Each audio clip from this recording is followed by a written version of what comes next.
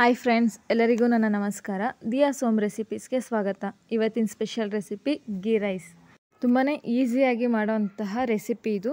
ಈ ರೆಸಿಪಿ ಹೇಗೆ ಮಾಡೋದು ಅಂತ ತೋರಿಸ್ಕೊಡ್ತೀನಿ. ನಾನಿಲ್ಲಿ ಒಂದು ಕುಕ್ಕರಿಗೆ 3 ಟೇಬಲ್ ಸ್ಪೂನಷ್ಟು ತುಪ್ಪ ಹಾಕ್ಕೊಂಡಿದ್ದೀನಿ. ಇದಕ್ಕೆ ಪಲಾವ್ ಎಲೆ, ಚಕ್ಕೆ, ಜಾಪತ್ರೆ, ಕಪ್ಪು ಏಲಕ್ಕಿ ಮತ್ತು ಲವಂಗನ ಹಾಕ್ಕೊಂಡು ಹಾಗೆ ಫ್ರೈ ಮಾಡ್ಕೊತಾ ಇದ್ದೀನಿ. ಮತ್ತು ಇದಕ್ಕೆ ನಾನು ಸ್ವಲ್ಪ ಗೋಡಂಬಿನ ಹಾಕ್ಕೊತಾ ಇದ್ದೀನಿ. ಮತ್ತು ಇದಕ್ಕೆ ಬೆಳ್ಳುಳ್ಳಿನ ಹಾಕ್ಕೊತಾ ಇದ್ದೀನಿ.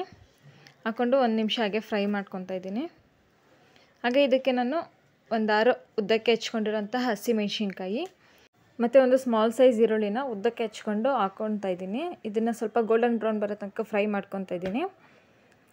ಹಾಗೆ ಇದಕ್ಕೆ ನಾನು ಅರ್ಧ ಕಪ್ಪಷ್ಟು ಹಾಲನ್ನು ಹಾಕ್ಕೊತಾ ಇದ್ದೀನಿ. ನಾವು ಇದಕ್ಕೆ ತೆಂಗಿನಕಾಯಿ ಹಾಲು ಕೂಡ ಹಾಕ್ಕೊಬೋದು. ಮತ್ತು ಇದಕ್ಕೆ ನಾನು 1.5 ಗ್ಲಾಸಷ್ಟು ಅಕ್ಕಿನ ನೆನೆಸಿ ಇಟ್ಕೊಂಡು ಹಾಕ್ಕೊತಾ ಇದ್ದೀನಿ. ಅಕ್ಕಿನ ಆದಷ್ಟು ಹಾಲಿನಲ್ಲಿ ಫ್ರೈ ಮಾಡ್ಕೊಳ್ಳೋದ್ರಿಂದ ಟೇಸ್ಟ್ ಚೆನ್ನಾಗಿರುತ್ತೆ. ನಾನು ಹಾಗಾಗಿ 1 ನಿಮಿಷ ಹಂಗೆ ಹಾಲಲ್ಲಿ ಫ್ರೈ ಮಾಡ್ಕೊತಾ ಇದ್ದೀನಿ.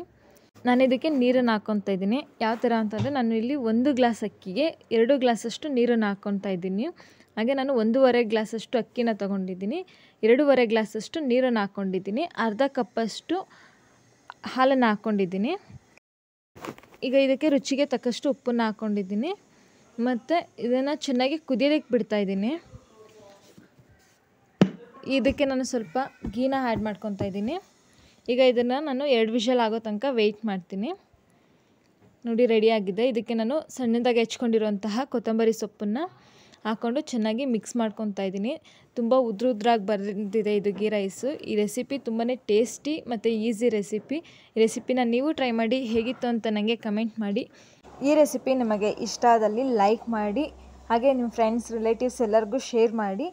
ಮತ್ತು ಯಾರ್ಯಾರೆಲ್ಲ ನನ್ನ ಚಾನಲ್ನ ಸಬ್ಸ್ಕ್ರೈಬ್ ಮಾಡಿಲ್ಲ, ದಯವಿಟ್ಟು ನನ್ನ ಚಾನಲ್ನ ಸಬ್ಸ್ಕ್ರೈಬ್ ಮಾಡಿ. ಪಕ್ಕದಲ್ಲಿರುವಂತಹ ಬೆಲ್ ಐಕನನ್ನು ಒತ್ತಿ ಆಲ್ ಆಪ್ಷನನ್ನು ಸೆಲೆಕ್ಟ್ ಮಾಡಿ.